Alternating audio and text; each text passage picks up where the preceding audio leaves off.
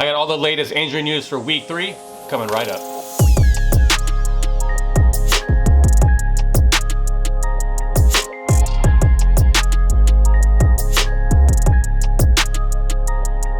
And what is up, everyone? Welcome to the Gridiron Fantasy Football YouTube channel. I am Chip. I am the host of the Gridiron Fantasy Football podcast.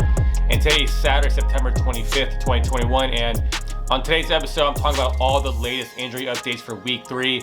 Players that you know that are not going to be playing, players that are questionable, game time decisions. I try to give you my best prediction if they're going to play or not. But before we get into that, let's talk about Christian McCaffrey. So this was the main injury that took place week 3 on Thursday Night Football. We know that Christian McCaffrey injured his hamstring and he was immediately ruled out for the rest of the game. And so what does that mean, right? So on Friday, we got an update from the Carolina Panthers, and he's going to be out for a few weeks. It was very, very it wasn't really a lot of detail about what was going on with Christian McCaffrey. We know his hamstring was injured, but there wasn't really anything about what grade strain that he had. You know, what did the MRI report reveal? All those things. It just said that he's going to be out for a few weeks. So it makes me a little bit concerned because there's two things. Either it's really good news that he has a grade 1 strain and that he should be good to go in a few weeks, or he was getting a second opinion, getting more imaging done to kind of see if he'll be out for a longer period of time. But if you don't know exactly my background, I practice physical therapy. I've been doing it for the last 14 years. I've worked with a lot of pro NFL players, MLB players, all that on my resume. So I want to kind of give you a little more in-depth detail about the different types of hamstring strains. So we all know, well, we don't all know, I'm letting you know now, but like there is 3 grades. There's grade 1, right? So grade 1 is going to be your mild muscle and tendon strain. You got a grade 2, which is going to be a more severe case. That's going to be more of a partial tear to the muscle tendon. And grade 3 is a complete rupture, right? So that's what we have to figure out. What is Christian McCaffrey's grade of strain that he had? So if he does have a grade 1, that does mean that he'll be out probably a minimum of 3 weeks. They're not going to rush him back based on his injury history from last year. They're definitely not going to rush him back. If he's a grade 2, you're talking about 6 to 8 weeks. So you're talking about probably the majority of the fantasy football season, he will be out. Now, if you keep him on your IR, he should be good to go, when it comes to playoff time. Now, if it's a grade 3, completely rupture of the muscle and tendon, then he's out the rest of the season. He's not going to play. So those are the things that we have to determine. We see people all the time with soft tissue injuries that are dealing with hamstring issues that they may miss a week here and there. They may miss a few days, depending if the game's like on Thursday night. We know multiple players deal with that. We know that like Kenny Galda last year is a good example. Dealt with hamstring injuries, didn't play a whole lot. Was not a nagging issue. So that's the one thing about hamstring injuries. Most players that come back from hamstring injuries are not the same. A good example with Austin Eckler, he was out for a significant amount of time. He wasn't the same. There is statistics out there that show that with hamstring injuries, production for running backs, the production does get reduced based on the percentage of what grade they have. So if it's a grade 1, it's going to be, obviously not as bad, about 10%. If it's a grade 2, it could be about 25% production that's going to be reduced. But those are the things that Christian McCaffrey will have to deal with, in a sense of like, if you're an owner of Christian McCaffrey, he may not be the same Christian McCaffrey that we've seen before. They're going to be limited to him when it comes to like how many touches he gets, especially now with the Panthers being 3-0. They're going to be very careful. They're winning games. They'll need to rush him back, let him get right. Because I think that happened last year with him, is where he was, dealing with the high ankle sprain. They brought him back. Then he dealt with a quad injury. And then he was dealing with the AC joint type of issue as well in his shoulder. So I don't think there's any reason to bring him back. He is their franchise. Give him some time to rest. Hopefully that training staff can get him right to the point where he can, play the rest of the season. Hopefully only miss a few weeks, if that's true. But the fact that they haven't put him on IR, which is a good thing, that means that he would miss at least, 6 weeks. But the fact that is we don't know exactly how severe the actual injury is still a little concerning, because it's possible to try and get a second opinion, and go from there. So that's the latest on Christian McCaffrey. I hope he gets, healthy and back right. He's fun to watch. So hopefully at that point, he'll be good to go in a few weeks. But I guess the jury's still out to see exactly what that final verdict will be. So with that being the case, let's go on to the actual players that are going to be playing and questionable for this week. And I start with all the players that will be in for week 3. Starting at quarterback, we got Lamar Jackson. He's dealing with the illness. Looks like he's good to go for week 3. Same thing for Big Ben. He's dealing with the pec injury. So that being the case, he should be good to go. He was not on the injury report on week 3 injury report. So Big Ben's good to go.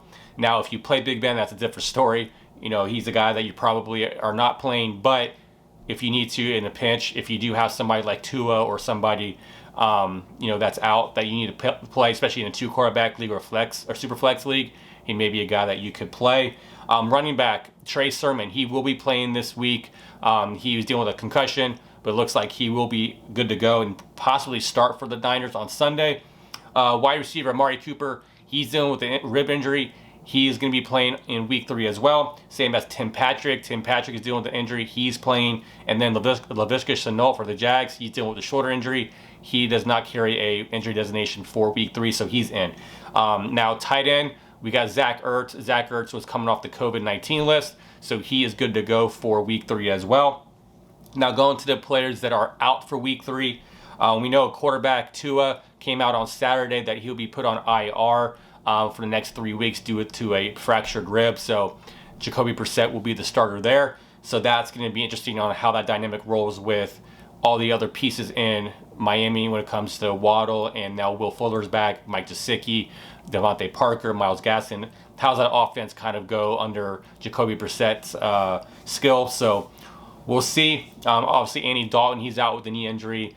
Justin Fields gets his first NFL start on Sunday, so he is going to be in. Looking at running back position, Josh Jacobs, he's out for week 3. He's dealing with the ankle and the foot injury and the toe injury. He's dealing with turf toe, so he's out for week 3.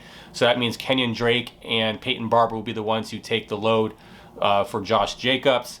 And then for the 49ers, Elijah Mitchell, he's not going to play, and so is JaMycal Hasty. JaMycal Hasty got put on IR, so he will not be playing. So that means that Trey Sermon should be the guy to go and start for week 3, but they brought in Kerryon Johnson. They elevated him from the practice squad. So knowing Kyle Shanahan, Trey Sermon has the opportunity to get some touches, but would you be surprised if Kerryon Johnson is the starter and gets the majority of carries? I would not be surprised. But something to look for with the 49ers backfield. And then we have to look at Tevin Coleman. Tevin Coleman, he's not going to be out, or he's going to be out for week 3. That gives the opportunity to Michael Carter, the rookie, and also Ty Johnson. So if you're in a pinch, possible there for like a possible flex position there, just because of workload. Michael Carter looked really good last week against the Patriots. It was his best game so far, so hopefully he continues to do well. Looking at the wide receiver position, Deontay Johnson, he's dealing with a knee injury. He's out for week 3. Antonio Brown, he's out due to the COVID-19. So he didn't make the trip to LA with the Bucs, so he's out for week 3. Then you got Jameson Crowder, he's a no-go for week 3. Russell Gage, he's not playing, and then Tyrell Williams for the Lions, he's not playing this week. Now moving on to the players that are game time decisions. Now this is where it could be interesting to see what happens. Carson Wentz, he's dealing with an ankle injury on both ankles. I think he's going to try to play tomorrow. I think that it will take a lot for him to not be able to play, but it looks like Carson Wentz is trending towards playing, but he's gonna test out before the game and determine that afterwards. So hopefully he's in there for Sunday. And then these are some major names at the running back position. Now Dalvin Cook, who I own in my main league, he is dealing with an ankle injury. He kept on going in and out of the game last week. He finished the game. He didn't practice all week, which is not good for a player. If they didn't practice all week and he's dealing with the ankle injury, it's not good that he's going to play for Sunday. So, but it is Dalvin Cook. He is an elite running back. A lot of these players don't need a lot of practice. They rather get him healthy, and then he should be good to go. But if not, Alexander Madison would be the handcuff for Dalvin Cook. But we hope that he can play. DeAndre Swift, he's dealing with his groin injury still. This was the same thing last week with DeAndre Swift, is that he was, wasn't sure if they were going to play Monday night. He did play, didn't have a very productive game, but he was still active. And then Darrell Henderson Jr. of the LA Rams, he's dealing with the rib injury. And so with that being the case, Sony Michel would be the starter. But I have Darrell Henderson as well. So I got Dalvin Cook and Darrell Henderson on the same team. Darrell Henderson is on my bench right now because I don't trust the injury on top of playing the Bucs D-line, who have a top rush defense. I just think that's a bad matchup. I'd rather just go in and sit him and play someone else for this week. They may not even play him. It doesn't look like there's a lot of information about if he's going to be in or out. They expect him to play, but everything can change during pre-game warm-ups. And then going back to some of these players that are questionable or game time decisions, make sure those guys are in your flex, because Dalvin Cook has a later game on Sunday, and so you have to figure out what running backs you do want to play and then have Dalvin Cook in your flex, because you need to be able to take him out just in case any of these guys are late. So I believe Darrell Henderson has a 1 o'clock game. Dalvin Cook has a 1 o'clock game. I'm not sure about DeAndre Swift, but just in case, just be careful you have some mobility there in your roster by putting people in your flex. Wide receiver, we got DeAndre Hopkins. He's dealing with a rib injury. There's a lot of rib injuries going on in week 3, but he's another guy, a guy that doesn't really practice much when he's injured, but he never misses games. So I think DeAndre Hopkins will be in for week 3. Kenny Galda, he's dealing with the hip. Before in training camp, he was dealing with a hamstring. Now he's dealing with the hip. I don't think it's too severe that he can't play. So I think he'll be in for week 3. Darnell Mooney, he's dealing with a groin injury that kind of popped up on the injury report this week. So like I said, he'll test it out, pre-game. Hopefully he's good to go. But he's gonna be an interesting guy this week. He may be a waiver wire pickup for next week because Justin Fields, as quarterback, he's a guy that gets shorter. He gets shorter routes. So it could be a possibility that Darnell Mooney is going to be able to be a relevant fantasy player with Justin Fields as quarterback. And then Marquis Brown, he's dealing with a ankle injury. He popped up on the injury report. So I think that he's good to go. I think a lot of these guys, even though they're game time decisions, they're going to test all these injuries out pre-game. And then I think a lot of these guys will be good to go. I think that the groin injuries and stuff like that, and rib injuries are kind of questionable because it's all about pain tolerance. When it comes to the ankle, they'll probably shoot him up with Toradol or something like that and wrapped up their ankle and hopefully be good to go. So going on to the tight end position, we got Evan Ingram. He's been out for the majority of the year with a calf injury. He's a game time decision. Hopefully he's good to go.